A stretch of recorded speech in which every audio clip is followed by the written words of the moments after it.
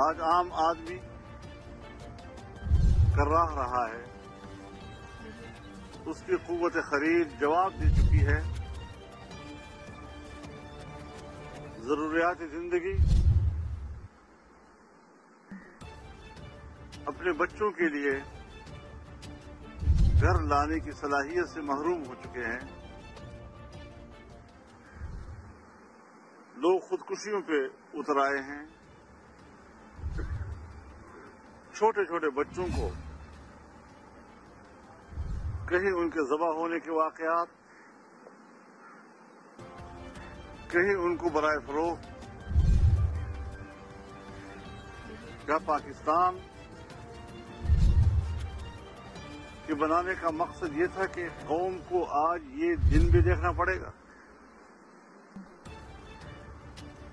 اس انتہائی کربناک صورتحال میں سیاسی جماعتوں نے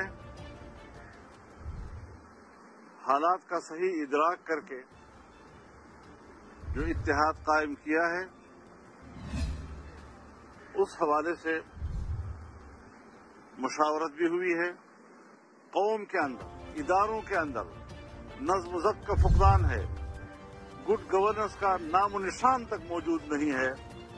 ایسے حالات میں عام آدمی کے لیے امید کی ایک کرن ہم بننا چاہتے ہیں، اور انشاءاللہ العزیز اللہ کی نصرت سے ہم جب پرعزم ہوں گے تو قوم کو ایک تابناک اور روشن مستقبل دے سکیں گے۔